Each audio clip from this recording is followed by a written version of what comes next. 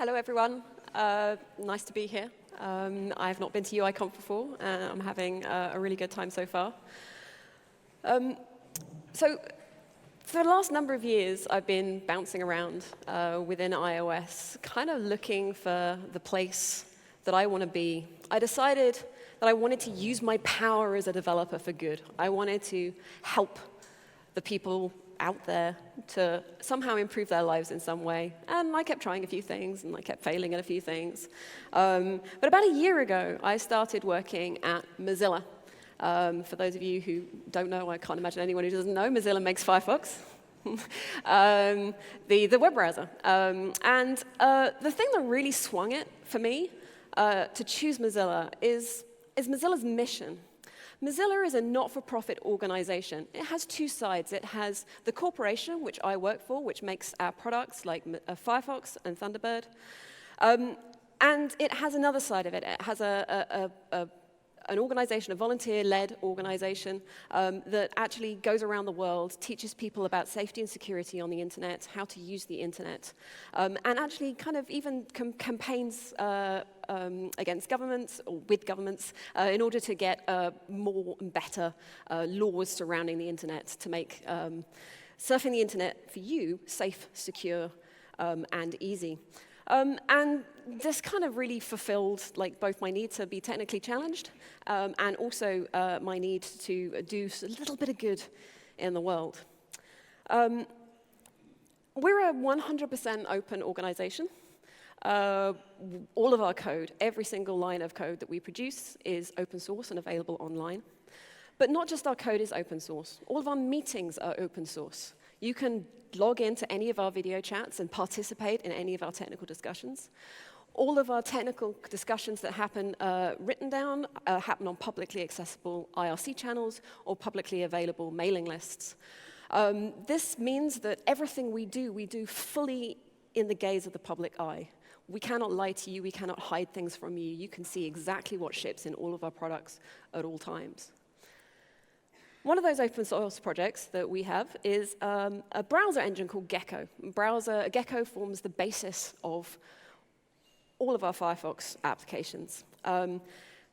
Shipping our own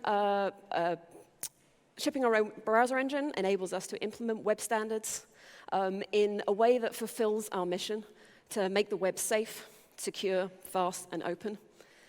It ensures that we can keep our browsers up to date with all of the latest web standards and all of the latest web technologies, and ensures that web standards and the way web standards are implemented are not defined by one controlling interest. Back in the day, well, the 90s, Microsoft and Internet Explorer pretty much dominated entirely the browser market. And this lack of competition led to stagnation in the web technology innovation department as Microsoft fell behind in implementing the new standards that came out, fell behind in implementing and making available to their users new web technologies, and eventually people sort of stopped creating them.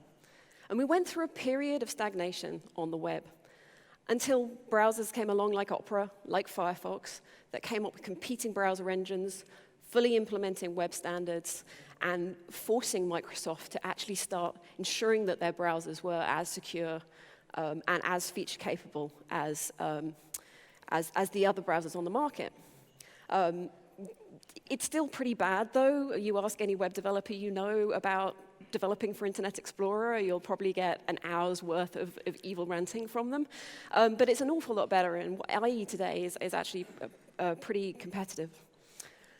Well, I said that every single Firefox that ships on Gecko. It's a little bit of a lie, because on iOS, we can't. In the iOS Developer License Agreement, section 3.3.2, if you're interested, there is this little line. An application may not download or install executable code. The only exception to this foregoing is scripts and code downloaded and run by Apple's built-in WebKit framework or JavaScript core. Seeing as web pages are essentially defined as, well, downloadable, executable code, This pretty much restricts any maker of a third-party browser on iOS to ship using WebKit as their browser engine. This affects not just Firefox. Chrome shipped with a fork of WebKit, their own fork of WebKit called Blink on every platform except iOS. Opera is also now on Blink. For a long time, they used a browser engine called Presto that, again, they could never ship with on iOS. And this puts us in a dangerous position when it comes to the web on mobile, especially as more and more and more mobile is the primary place for people to start to be surfing the internet these days. WebKit. The WebKit that Apple provides to third-party developers is not equivalent to Safari. I mean, WebKit itself is not actually fully compliant with open web standards. It doesn't implement things like WebRTC and service workers, for example. It also hides behind private APIs in WK WebView, the APIs that enable you to do things like content blocking. It doesn't provide any APIs at all to enable you to query the network traffic that goes through WK WebView, which means you can't do things like tracking protection. And so Apple's presentation of WebKit as a third-party developer resource actually prevents you, as users of the internet, getting access to the most, or some of the most important privacy features that you would like on the internet. And also, it means that there is no browser, third-party browser, that can ship on iOS that could ship a faster rendering engine than Nitro, that can ship more features than Safari. Apple has essentially prevented any competition from occurring to Safari on their platform. And this has impacts on you as users of the internet and your freedom to choose how you would like to surf the internet and how much security and privacy you would like. To compound this, Apple also prevent you from defining a default browser. So any web link that you open anywhere on any app will by default open in Safari. There is no way for you to say, on this device, I want all of my links to open in Chrome or open in Firefox. And this not only is it hard for us as a browser manufacturer to compete on a feature basis, the system itself is actively working against us to prevent driving users to our browser. This is exacerbated when you count into other restrictions in the developer license that other apps have to deal with. The Amazon app, for example, doesn't allow you to buy Kindle applications through their app because of the requirement that Apple have that digital products are bought using in-app purchases, and they don't really want to have to pay 30% of a 99p Kindle to Apple. And so they punt out all attempts to buy a Kindle app to a web browser. However, deep linking means that if you try and if you've chosen to use Firefox, and you try and buy a Kindle app in Firefox, then that will detect that Amazon link, punt you out to the Amazon app, which will then punt you out to Safari. So even though you as a user have made a conscious choice to use an alternate browser to buy that book, you are kind of forced, in a way, to use Safari to do that. And kind of this should sort of make you angry. It certainly makes us angry. And so when you can't ship an app, the same app on iOS as you can ship on any other platform, when you're basically competing, when you're playing a rigged game, how do you compete? How do you attempt to drive users towards your app? The key thing is to just heighten your presence on the platform and make app discovery as soon as possible. And here are a few of the things that we've been doing in order to do that on Firefox. One of the key things is to make yourself as discoverable as possible. We've actually created a client to enable you to open any browser link in Firefox. We rely upon app manufacturers such as yourselves to actually implement this client to allow your users the choice as to which browser you would like to open it in. The Open in Firefox client is currently installed in use in Telegram, in Outlook, Tweetbot, and Airmail. So some fairly big names. But our plans for Open in Firefox in the future is actually to expand it to include all third-party browser manufacturers. So you only have to implement one library to be able to enable all of your users to make that choice for themselves. Share extensions are quite possibly the best way to drive traffic to your app. In Firefox, we have some actions called View Later, which enables you to share any link directly to Firefox in the background. Send Tab, which will send that link to any of your connected devices, or any devices that are running Firefox, if you've got a Firefox account. And we have a share extension shown here that allows you to add that link to your offline reading list, so you can read it on the underground later, or add it to your bookmarks. But don't just create your own share extensions. Identify the share extensions that best support your app and integrate as tightly with them as you can. We worked very closely with 1Password to ensure that browser form fill worked with their extension as well as possible. We then approached other password app manufacturers, such as LastPass, and worked with them to coalesce around the API that 1Password had, such that it became very, very easy when you've conformed to one third-party password extension. It will work by default with all third-party password extensions. We have the ability of being a name to be able to do that. But most extension manufacturers want traffic driven to their app. And if your app can enable them to do that, they will work with you to ensure that happens. And integrate as fully as you can with the features of the app. The Today widget is an excellent example of this. In our Today widget, we have an ability to detect any URLs that are on your clipboard. And so when you tap that link, it will open that directly in Firefox. But you could put anything there. I use this quite a lot, actually. So I'm in Twitter or something, and I can just long press on a link, copy it to my clipboard, pull down Today, open in Firefox. It makes actually opening links in Firefox really very quick. Spotlight is another excellent way to integrate. We index all of the current tabs that you have open in your browser and provide search in it. So when you search in Spotlight, if those keywords appear anywhere in any of your open web tabs in Firefox, we will provide you a link to open it there. And so again, really heightening app discovery. Quick actions, again, try and make them as useful as possible to ensure that commonly used actions by your users are easily accessible from the homepage. And handoff has been especially useful to us, especially because many people use a different browser on their iDevices or their mobile devices than they do on their desktop. And so handoff enables you to send a tab that you've got open in Safari to Firefox or vice versa. Now, these are just things that we're doing to help drive traffic to our app and make ourselves more discoverable. But what are other browser manufacturers doing? Google have the advantage that they're a large enough organization that they've actually developed a whole suite of apps that have leveraged custom URLs to ensure that once you enter the Hotel California of their app suite, you can never leave. And so you will just bounce around inside their ecosystem until you make that active choice to do. That's not something that most people can afford to do. But if you do have many apps, they might want to think about leveraging that.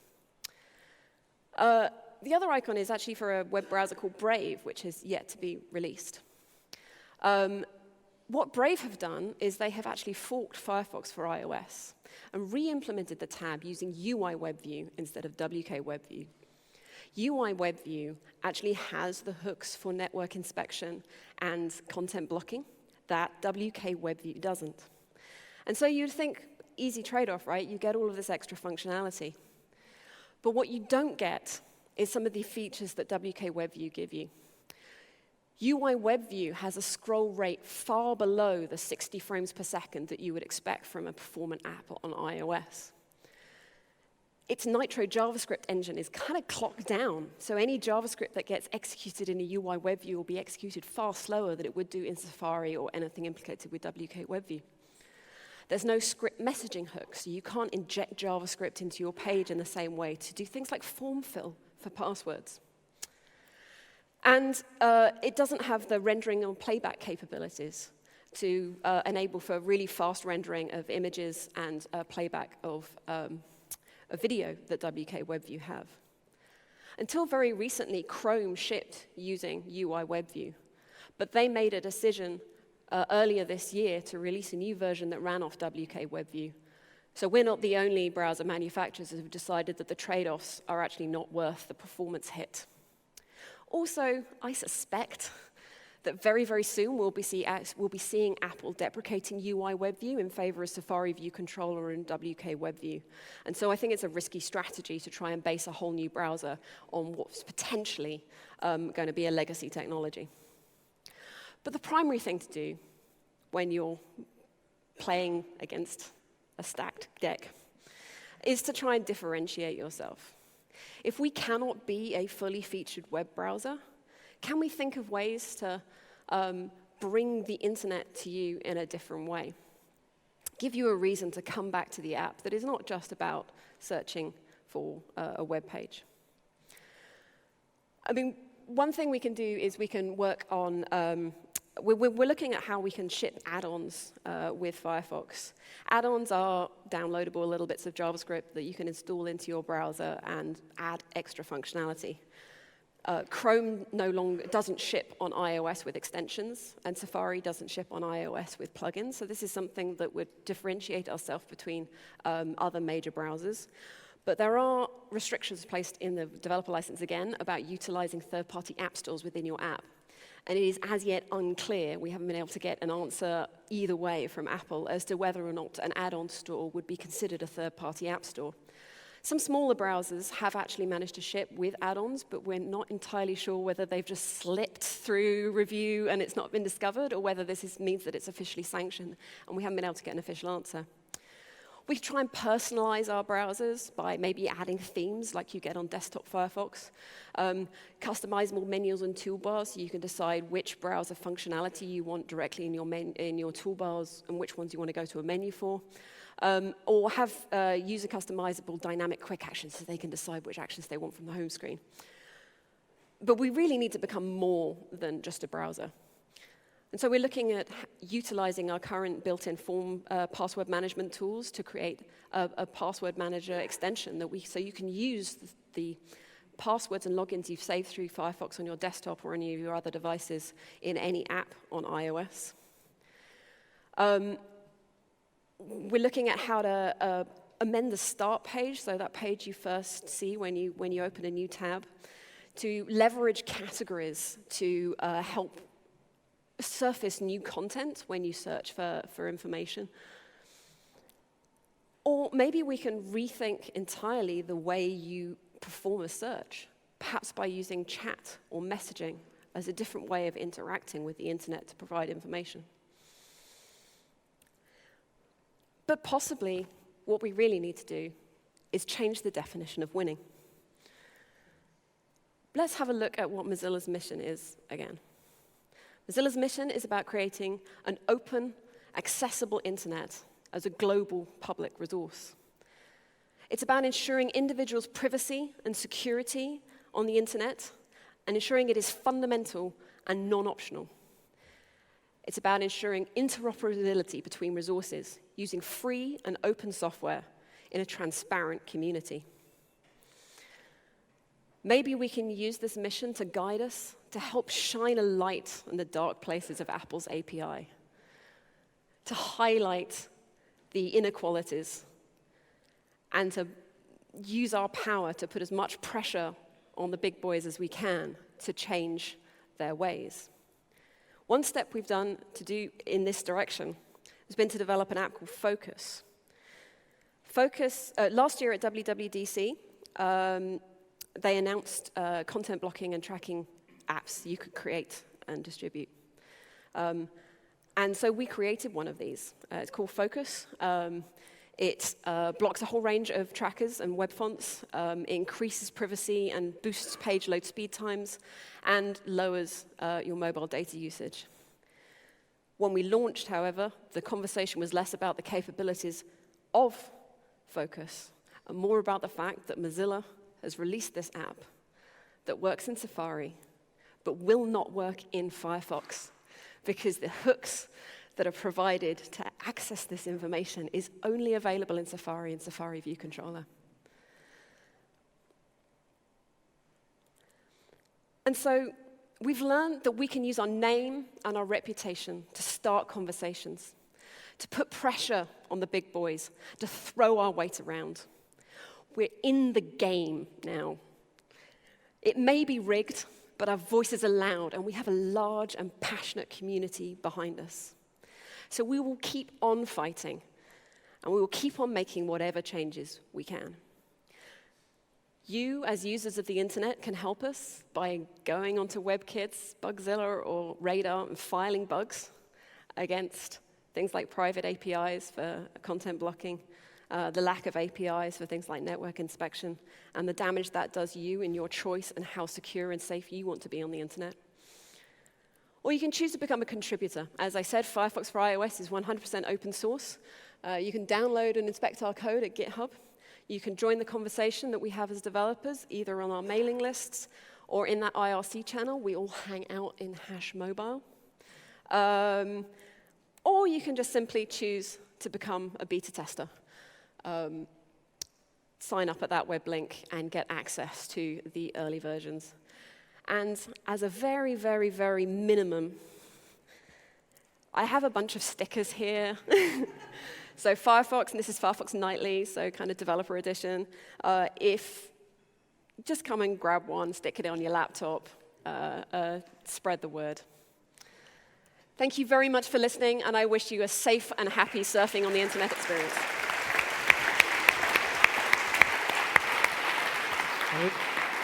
Thank you very much.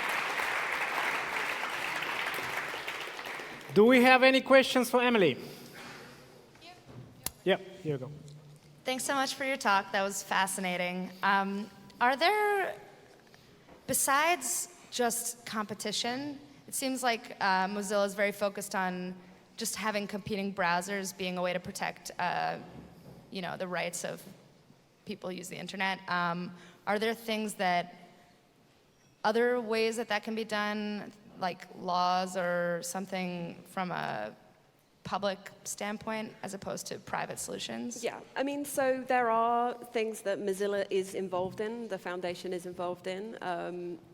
I believe we have some legal cases in the EU court at the moment around things like, I've forgotten the name of it. Antitrust with Google and stuff like that. We do. As yet, because of the developer license agreement, and the fact that as you decide to become a developer, you explicitly sign up to this, it's, I mean, legal issues, I mean, it's sort of, we haven't yet kind of taken any kind of legal stand with regards to Apple to this. They're also a very, very powerful organization, and taking on Apple is a bit of a, but I think highlighting the issues is kind of right now the best that we can do. And then we'll see how that goes. And if there is a legal stance that we can take, who knows? I'm not really entirely sure if I want to be speaking on behalf of the company in that respect. So, sorry. All right. Any more questions? Don't be shy. We have time. No? Sure? All right. Emily, thank you very much. Thank you.